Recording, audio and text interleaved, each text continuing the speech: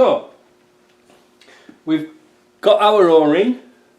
We're going to fit it straight away onto this shaft. This is a spare one of mine, spare O-ring. What we do is we check these shafts, even though they're a bit different colours, they're not actually worn, they're just to say worn a little bit. But we're going to put a steel sleeve in here, but that's a job for maybe tomorrow. For today, I have to keep checking. I've been blowing all this lot out now. I've got this is my gun I use for blowing out threads and things like that. It's really handy for getting into blind holes. You must remember to wear your glasses when you use something like that, because it'll put those little bead blasts into your eyes. So let's go and have a look and see what we've got. I lost my knife. Right, so this came from Ashcroft's. It's a full kit for this transfer case. Notice that the customs have been through it because it's been DHL examined, but that's the size of the box it was. I don't know how much it was for shipping, I can't remember because I didn't get it, because my plan now is that I tell customers what they need, they send it to me. Therefore they know they're not getting gypped, I'm not making a markup, and I'm happy because I don't have to process all that GST returns and warranty and stuff like that, even though we know it's this box came from Vancouver and it was on the military 110 and it's got a 1.6 ratio in, or it had. So what we're going to do is we're going to try and modify that to a 144, because although it's in Vancouver with lots of hills and things like that, the 1.6 was pretty lifeless on the highway.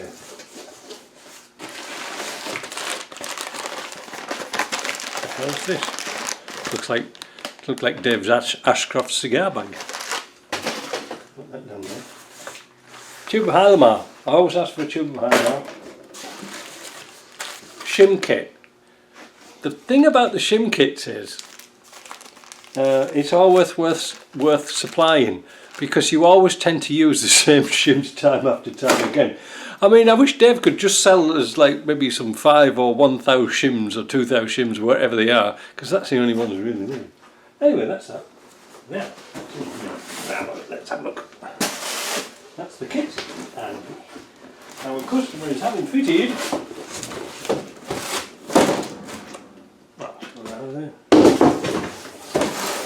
This bad boy. We're fitting an ATB to it.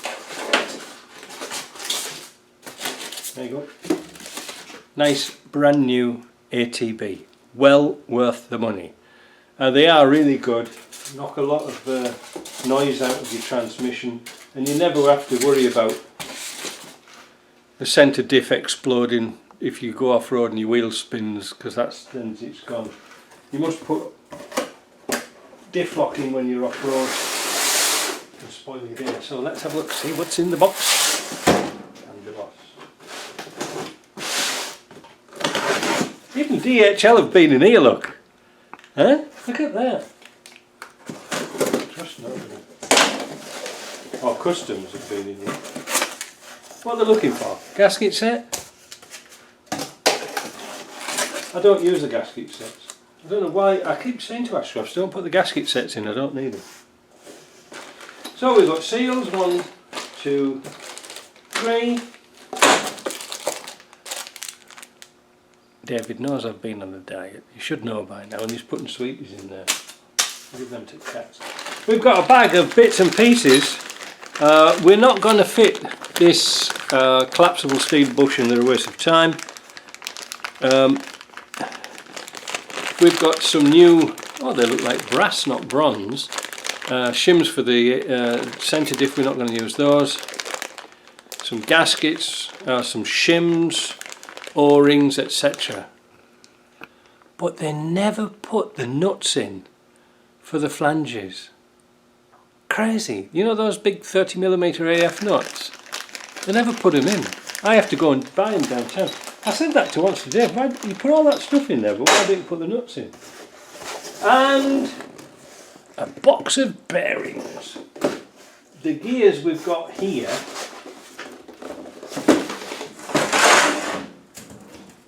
I've got here a pin that we've set up in our little machine for our Testo-O-Matic, because we're going to put a solid bush in there, and that's a 144 gear. It's kind of nice, but what I'm going to do is knock the bearings out and make sure that this is the same tension, because what I'm going to do is try and prep up a lot of bits and pieces first before we throw it back together, because that's the output shaft that has the speedo driving it. Now, I already had some of these bearings in stock, so what I do is, just to jump the gun a little bit, I put mine in and then I take these out and I put these back on the shaft. Right, so that we don't need those. But what we're going to do is put these brand new Timkins into our little jig here, and just to make sure that the tension is right, it should be new bearings, should be the same tension, because these haven't really worn. But I did this about a year ago, so I can't really remember. This was my setup point. So I'm going to do that now. I'm going to knock these bearings out. I'm going to clean all this lot up. This is why we use a lot of brake cleaner in this job, because using the parts washer, well, it takes kind of a long time to dry, and these have been washed out once before, but it's just to get the shot dust off, because, you know, because we live on a dirt road outside, you would be surprised how much muck gets in here. Right, let's get on. I've got the new bearings in here, and everything's new, with the shaft that JP machined for this bushing here. Now, the original shaft that I had on this setup with the gear is over there now, because it was for that gear with that particular bush. But I put this centre tube in here to see what it's like before we turn it up. So we're going to tighten it up to 88 Newton meters before this goes off. There we go, here we go. There we go, 88 Newton meters. What's it like? Ooh, it's a little tight. It's good. Just tapped it on the end here. That's better. That's how it should be. Obviously it's settling the bearings down. I'm quite happy with that. So that was okay for those bearings, so therefore the bearings that were in the original gear here, I might as well not bother, because they were brand new anyway. But that's nice. That's how it should be, look. You don't want a great load of weight on there, but you don't want it to be tight. So that's all it was. Right, let's think about something else. So now we can go ahead and fit some bearings into this casing. We're going to fit this bearing in here, but we're going to set it so it's just about 1 or 2 millimeters below the surface. Why? Well, when we put this piece in, which I've already done, you can see there's a little lip here. Alright, you can see that. That will push the bearing into this housing and set the height, so that when we put the differential in, we've got a place to set the bearing onto on the differential, because we're going to flip it the other way around. And if it's not set right, if it's set too deep, well, the bearing will come loose eventually and start waffling about, so we don't want that.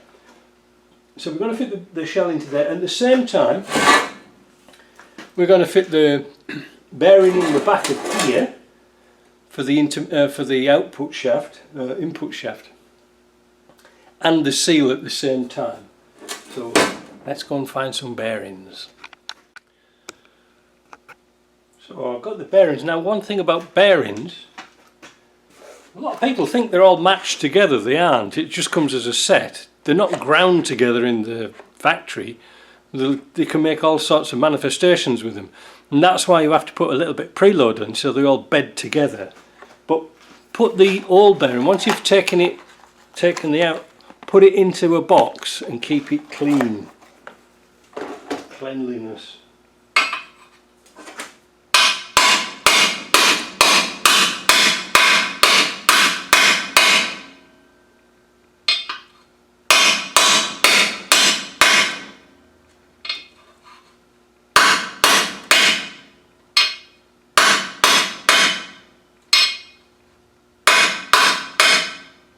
keep looking.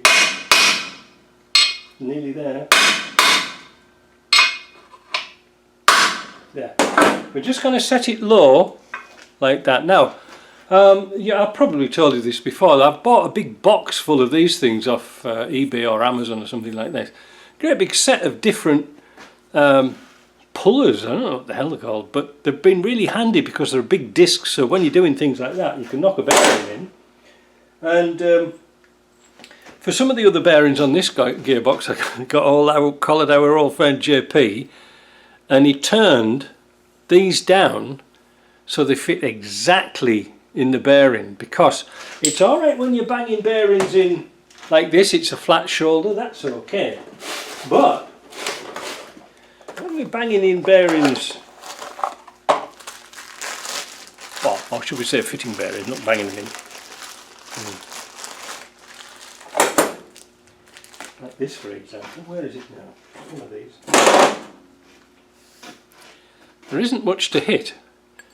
So we came up with that little idea there, and then we can press them in with the press, and it keeps them nice and square, and it's nice. Right, so the next thing we're going to do is put the outer ring in here, and we're going to use,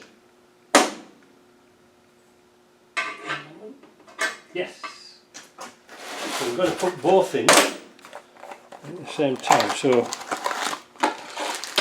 oops.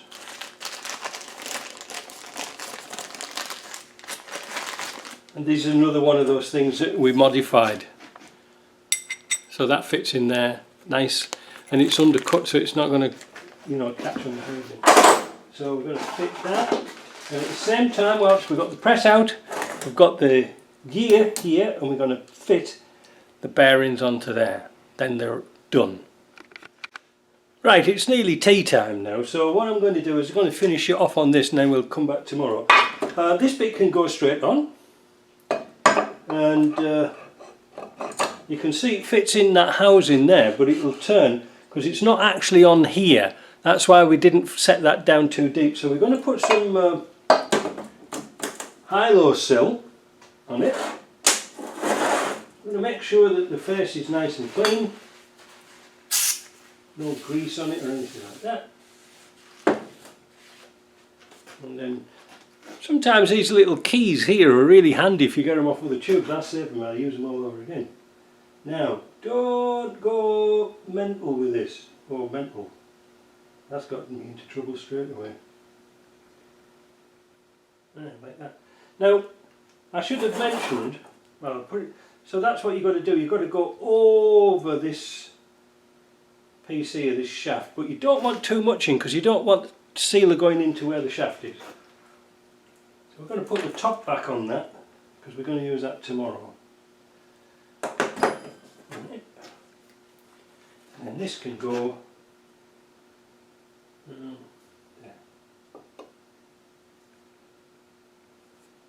Just like that. And then we're going to put the bolts in. These are the ones we tidied up in our newfangled machine. I'm going to put some blue thread lock on.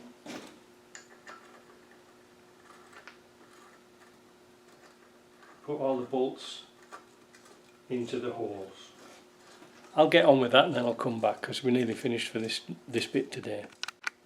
I'm going to tighten the bolts down evenly to 45 Newton meters.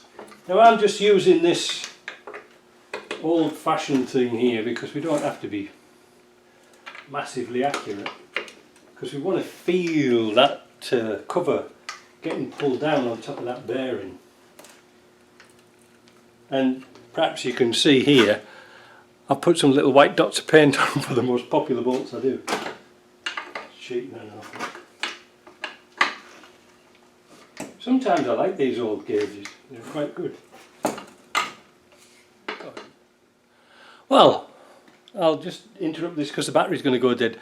But you can see here the little amount of sealer I put in is just to say squidged out, so you don't need to put like an inch of it round there. So tomorrow when my battery's all charged up, we'll come back, we'll put this on the stand, and then we'll measure up the shim for here, and then we flip it over and put the differential in. Pretty easy, eh?